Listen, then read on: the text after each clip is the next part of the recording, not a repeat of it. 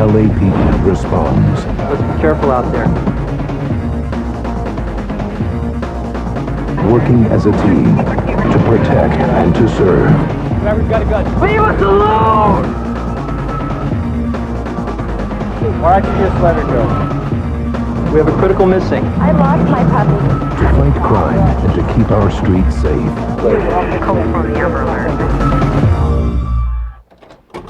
Hello everyone, welcome to Inside the LAPD. I'm Mary Grady, Public Information Director for the Los Angeles Police Department.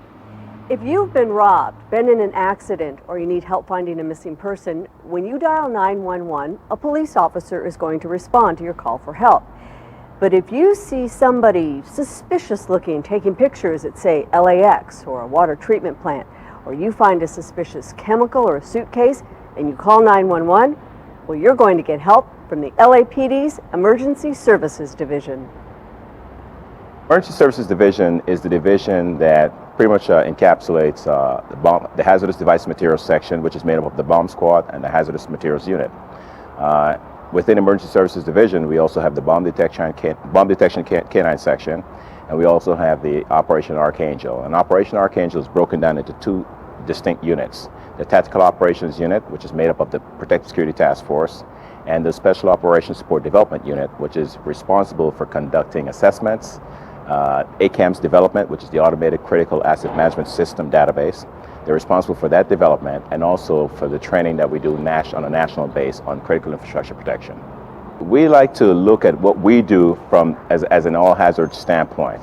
I think really the flavor is really captured in the mission statement, and our mission statement for Emergency Services Division is to safeguard and protect the public. Now, how do we do that? We do that by preventing and mitigating not only terrorist incidents but criminal incidents in general. We conduct assessments, we do detection, prevention, we engage in deterrence, and we also do rapid response, and that's where the Protective Security Task Force comes into play. You look at Operation Archangel, and that is the sole mission. It's really, it's not just detection, but it is prevention. When we, in terms of developing the Automated Critical Asset Management System database, the whole purpose of that database is to be able to identify and categorize all our critical assets and have it standardized in one location. And then, with regards to the, from that standpoint, we conduct assessments of those critical infrastructure locations and use those assessments for first responders. That way they'd have that information available to them. But at the same time, when you look at our Tactical Operations Unit, which is the Protective Security Task Force and the Asset Protection Unit, their job is to, the Asset Protection Unit, their job is to look at all the threats and incidents, whether it's terrorist or criminal nature, that are going on around the country, around the world, and engage in a process of predictive analysis to determine, even though there may not be a specific threat at that time to a location in Los Angeles, look at everything that's going on around the world or nationally and use predictive analysis to determine if those situations were to occur here in LA, what would be the best locations for us to be focusing our assets on. From a prevention standpoint, we also engage in what we call red teaming, and that is the Protective Security Task Force. They go out and they engage in actions where they will go to either to a public facility or a private asset and conduct red teaming exercises where they try to test the vulnerabilities of that particular location, identify those vulnerabilities, and try to get that information back to the asset managers or the asset owners to tell them, these are the frailties, these are the failings that we see, we need to start correcting these locations. Cops count. Cops are a visible deterrent. But in today's day and age, we also know that one of the biggest concerns we have is recruitment. And we also have a concern about a budget. So we know that the personnel resources are going to be limited. And for that reason, we have to be a lot smarter and wiser about how we use our resources. And that's where the Protective Security Task Force comes into play.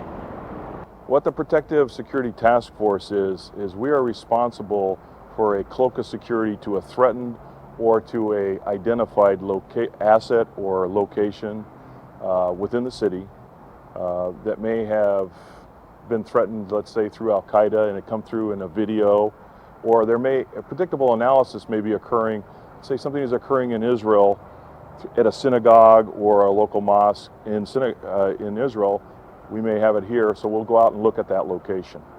We have over 20 officers assigned to the unit that on a daily basis are deployed out at different locations, either identified through what Jim West's squad in the Archangel has identified, or that again is the JRIC has identified to us. Critical infrastructure has identified 17 sectors by the Department of Homeland Security. They range from transportation to water and power to roadway systems, or key facilities that if they are damaged and or put out of business, it would cause the city, the state, and the federal government to slow their operations.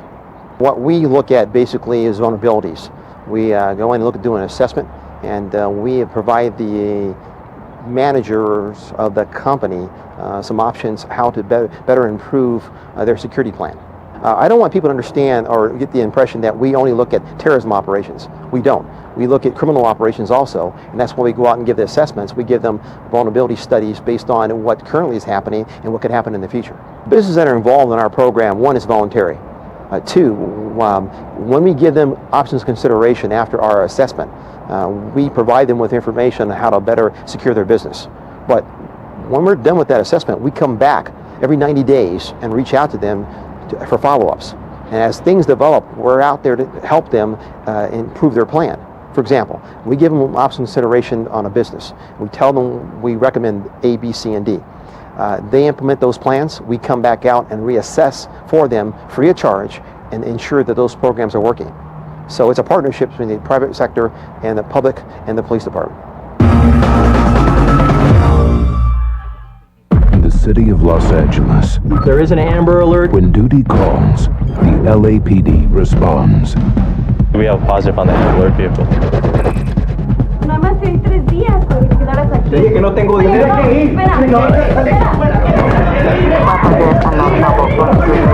Open 911 line, hiding an argument in the background. To protect and to serve. ¿Estás lastimado? No. ¿Cuántas personas hay aquí? Mi hermano está en el baño y mi esposo no está ahí. Pon las manos arriba, por favor. Párese. Okay, tell me what happened. My sister's letting me stay there. Lleva aquí un mes, no está pagando renta. Me parece que chocó contra la pared. Can you hit me? Do you want to make a report? No. ¿Qué usted quiere que nosotros hagamos? Que lo saque más fuera, que se vaya. Your brother-in-law doesn't want you staying there anymore. You all right? Yeah. Okay. Gracias. Okay, está bien. Standing with our community. When we first got there, I didn't know what the heck we had. 1653, unknown trouble. Male and female arguing inside of a green vehicle. Stop on the 6th Street Bridge. Respond code 3. Any area that come in on Holland Electric. Leave us alone! Driver's got a gun. 16-253, requesting backup. 415 man with a gun. We're on the 6th Street Bridge facing westbound. Hello. All right, show me around. For the officers of the LAPD, it's all in a day's work. Working as a team, they take pride in what they do. We're waiting for your arrival. We're not coming out of the car! Okay, listen, we've got time to work this out. Shut up! Let's just talk right now. This has nothing to do with you, man. I know you're upset. I want you to talk to me. 911 emergency? That's the little girl. The little girl that's missing? Yes. What is it? 6th Street of Brooks. What is your name, sir? Hello? Hello? Hello? The caller's DOA. Get away from the car or I'll shoot her! I'm gonna kill her, man! Listen to me. Why don't you just let her go? Girl's coming out. Hey, John, lower the gun, buddy.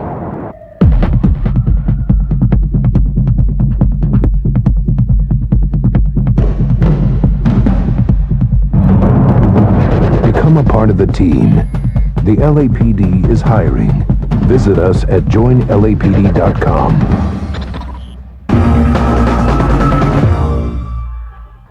Joining me is Sergeant Mark Hurley with the Hazardous Materials Unit. Mark, how many folks are with Hazmat now for the LAPD? I have 5 police officer 3s assigned to the unit, and myself that comprise the unit. What do you guys normally do? On a day-to-day basis, we're charged with responding to calls to citizens for concerns of items from environmental to transportation to potential WMD units, or weapons of mass destruction. As of 2001, the world changed. Yeah, it did quite a bit, which means you guys are a lot busier, I would imagine. Yes. We're a partnership with, with fire and LA County Health, but we respond to citizens' concerns over whether they've got a suspect material that may be of hazard to them, and they need to find out whether we need to call in additional resources, protect the property, protect the public, and determine whether something is hazardous or not. How many calls a year would you guys say you go on? We average about 120 to 150 calls a year. And each call, I'm sure, must take hours to get through?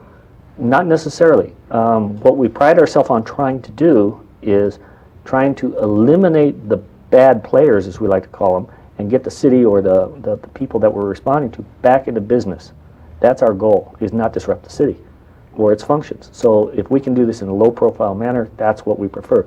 When time comes and you do have something bad, that's when you see the television crews and everything else out there. But until that's necessary, why do that? Let's do it small. So give me an idea of what would happen if somebody were to call and say, hey, I found something. I found something would be, and we would want to know what it is. Does it present a hazard to the community, to the individual? Was it mailed? Was there criminal intent in this problem? Because if there is, we've got a lot of work to do with it. I might ask you, if you were given this, I would ask you, which one of these two are dangerous? And I would say, I have no idea. I mean, Okay. They both look like some kind of powder. This one is different shape than this one. This is kind of brown and white. I don't know. I'd say maybe this one is more dangerous than the other. Okay, but you want to bet your life on it? No, absolutely not. So that's why since you're the trained expert, I'll have you do that. You have to tell me. Well, one of them happens to be a cousin of Bacillus anthracis, which is anthrax. Oh, I bet you it's this one. And so, okay. Now, while I didn't give you anthrax, one is a cousin. One's a cousin, okay. That's my job, is to find out, is this the real thing and not? What protocols do you put in place to find out whether that is or not? But it's kind of a trick question, too, I might ask. Did one of these, nothing there, is there? No. Right? What about that? Okay, I guess I was wrong. No, you were right, but I give you a trick question. Oh. This one is the cousin. Okay. This is radioactive. They're both hazardous. Thank you. Oh, okay. And I'm assuming that they're all taped, and so I'm fine standing here. Okay. But that was just to show what we have to go through is considered from an all hazards class. Is something harmful to you? Well, the reason I said that this one I thought was probably the more dangerous one is because I've always been told that everybody thinks anthrax is this white powder, but in reality, anthrax is brown. Correct. It's not. Depending on the milling process and who made it. Oh. We could have a state-sponsored down to a homegrown laboratory out in someone's backyard or garage. So you loved chemistry as a kid, I'm assuming. Absolutely. You had to have to be able to do this. Yeah, so quite a bit of learning curve takes place to get to this level. My guys did a lot of work developing some microscopes that we can take in the field, developing algorithms that lead us down a path to whether something is hazardous or not. Put something in a biofield, put something in a chemical field, put something in a radioactive field. But that's what we have to check. If you think of the acronym CBRN, chemical, biological, nuclear, radiological. That's from chemistry class, I think, right? That's the coverage we have to, that's the gamut we have to cover. Right. All of those. And then integrate with the other partners in the community. Bomb squad, fire hazmat, county health, all the folks have a play in this. Now the place that we're in, this is kind of your office, this is where Correct. You guys test things? This is our evaluation room. Okay. Where we might bring something for further evaluation or for cooperation for court testimony purposes. Okay. That we're going to eliminate the hazard in the field, bring it back here, and maybe further identify something. Can you do that for us now? I can show you some of the reactions that might take place at something. That sounds good. Let's do that. Okay. In the world we live in, things can be used in the manner which they weren't designed. Someone can obtain readily available materials and mix them and create an off gas, create something that was not intended for its original purpose. Now, I know what that is in this case. However, all I have to do is add one ingredient, and I can make this as deadly as the gas chamber that was formerly used in San Quentin. And the materials are readily available. You can see I'm changing this. That's how easy this is for someone who wants to do harm. So part of my job is to use the intelligence that our investigators use, and then to recognize in the field precursors to possible weapons. They each have a different hazard associated to them, but the chemicals are there. And the ability to do something like this is not far-fetched to happen. In the city of Los Angeles, when duty calls, the LAPD responds. Hey, John, lower the gun, buddy. John, leave the gun. Working as a team. Go ahead and put the gun down. John, nobody's going to come at you, all right? But I'd feel a whole lot better if you were to lower that gun. To protect and to serve. Why don't you come back here to me, all right? All right, that's good. Walk toward me with your hands up, John. Put you in handcuffs. All units code 4 suspicious. Thanks for working with me. 299, show me code 6 on the article search for the Amber Alert. To fight crime and to keep our streets safe. Another positive hit on this bag. We believe at this time that the vehicle is in our custody. Any available unit to respond to the northeast corner, 7th and Gordon for the Amber Alert. 6K 253 Rod 103. Number to call. 14X11, show us responding. Cycle 2, we're en route. This is it. Let's go.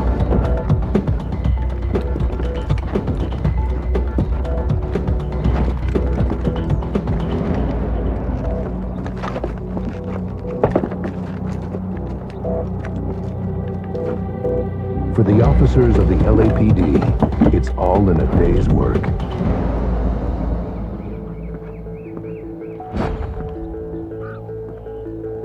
Protecting our families. Look at your daddy.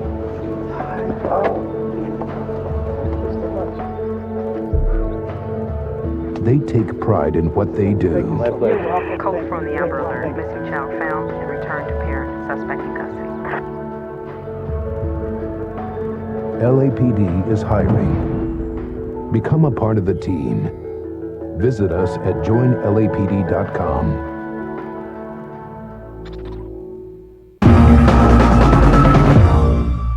Within the bomb squad, we have 20 line technicians. We have 5 supervisory techs and also an officer in charge, Sergeant Mike Salinas, who is a technician himself. And they provide coverage at the city, or throughout the city on a 24/7, 365 basis. We deploy here at the Metro Bomb Facility and at the Valley Bomb Facility during day watch hours.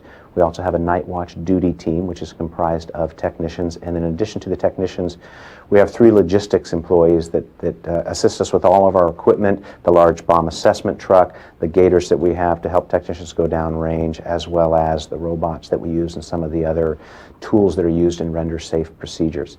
In addition to the technicians, we have about a half a dozen canines that are handled by the bomb techs, which are bomb detection canines that are trained in the odors of various explosive materials, and they will go out and help us evaluate situations, determine whether or not a threat is present. Last year, for example, in 2007, we logged approximately 700 calls for service. Now keep in mind that's probably 100 calls for training, and that included a significant number of sweeps for the elections which are taking place in some of the candidates that have come into town, as well as heads of state and other VIPs that the United States Secret Service might ask for our assistance on. But in terms of handling calls concerning suspicious items or fireworks pickups, military ordnance, and those kinds of things, around 500 calls for service total.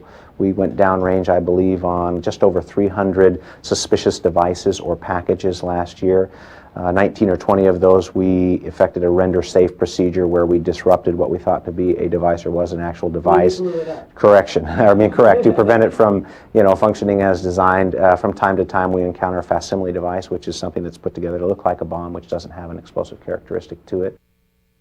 We are inside of our large, what we refer to as the Batmobile, the bomb apparatus truck. For the Los Angeles Police Department Bomb Squad. It's a 33-foot Pierce fire truck, basically painted black. It was actually completely designed from the ground up by our senior logistics officer, Rich Nagatoshi, and he integrated everything that you could possibly need for a large bomb vehicle built into one rig. So we have everything we need to go out there and handle whatever type of situation that we come across. We have two what are called Andros F6 robots. They're our larger robot, and then we have 4 smaller Talon robots, which we have one on this truck as well. So whatever type of scenario that comes at us, if it looks ugly, we don't want to send a human technician up to approach the device or a vehicle that we might think have a bomb in it. We will send one of the robots down and take it from there to solve the problem. It's got 4 different cameras on it. It's got night vision cameras as well, or low lux cameras. It's basically joystick driven. It's easy to manipulate. There's the claw we've got set up right now, so if I wanted to raise the wrist on that. It's got the advantage of this robot, it's got very fine motor skills. So if you need to get real precise and delicate on an item, it can pretty much get right to where you need without having any jerky motions or any possibility of the machine actually causing something to go off that you don't want to. We use a robot on basically what we refer to as anything that looks ugly, or we suspect that it might have a radio transmitter or an antenna, or if it's got a cell phone attached to it. We won't send a human up to approach it if we think it is an actual device that can be set off remotely. So we will send up a robot and either countercharge it or tear it open to see what's inside. How close can it get to something? It can get right up next to it. What it's got here is there's 2, looks like cylindrical objects. They're actually 12 gauge cannons that can shoot a variety of projectiles out, anything from water to copper to steel. We have different types of rounds that can shoot and attack a device depending on what it is and what it's made out of. I'll just take it up to the car. Actually opening the door, simulating that there's a terrorist inside that maybe has been expired for whatever reason, and actually grab what we have is a length of fire hose wound up that look like a human body, but it weighs about 120 pounds to simulate the same weight. It'll grab it and drag it on the ground, so then we can deal with the body. If it had an explosive vest on it, we could cut it off with the robot, pull it off, and separate it from the body, and then solve the problem from there. So it's just the robot saves a lot of human contact with whatever you don't want to approach. Now there are times where you can't use the robot due to the layout of the location. You may not be able to get the robot in there, so you may have to go down and put hands on something. It's not the cure-all. The bomb squad is a very challenging assignment. Obviously post 9/11 we're extremely busy, involved in many facets of the department. We are involved in security at the airport, throughout the city, anything from minor incidents that occur in your local neighborhood to when and if it happens, a major attack on the city of LA. It's dangerous because there's so many different ways you can make a bomb go off. Cell phone, remote control, many different ways. So because of that, it makes it very hard to be able to defeat all those different avenues of initiation. And on top of that, the bad guys are out there changing their modes of operation all the time. We will change how we handle calls, and then they will know that, and they'll make changes to how they make the device or how they place the device to counter what we do. Why do you think that's happening? Why they change all the time? Yeah, why? What's going on, do you think? It's just so they can be sure of defeating us. If we come up with a great way to handle something, just as they have in Iraq and Afghanistan, the bad guys will counter one way or another to defeat our methods and procedures, and they'll be successful until we find out about it, and then we counter them again. As part of Emergency Services Division, Captain Frank said much of what you try to do, this division tries to do, is preventative. Right. Is that the same thing for the bomb squad? I would think bomb squad is more of just a reactive type. It's more response. You know, we try to help out on the preventative side, but there's only so much we can do. We will go out and do training for other facets of the department, other members of the city family, as well as the community, to try to prepare them and try to raise their knowledge level as to what they should be looking for. But we also have to be ready on the response side, so when and if it happens, we're ready to take care of business. How's the equipment changed over the years? Equipment has come along greatly. The technology today, even just in the last 5 years, 6 years, 7 years since 9/11, it's improved tremendously. There are a lot of people out there designing things for us, making our equipment that we have now even better. We do a lot of research and development on our own. We'll take something that we buy from a commercial manufacturer out there, and we'll tailor it and fix it and make it something that we can use. And we have one piece of equipment that we've done that too. When we got it, we really didn't like the way it was when we got it. It didn't perform as we thought it would, and we've now conducted R&D on it, and it's one of our tremendous tools now. I have 28 guys that work for me, men and women that work for me, and it's a 24-hour-a-day job. My phone is going off all the time, and the guys and gals that work for me are tremendous, and they put out so much effort to make this a very good bomb squad. Our challenge is to deliver on the promise of our democracy, the promise of our Constitution, to effectively ensure that our first priority is public safety. And in our democracy, that is the first priority, and if we meet that, then all else flows from that. In this post-9/11 world, it's nice to know that there are a dedicated group of men and women, 109 of them to be exact, who are committed to keeping the city of Los Angeles safe. They're the Emergency Services Division. I'm Mary Grady. Thanks for joining me on this edition of Inside the LAPD. I'll see you again next time.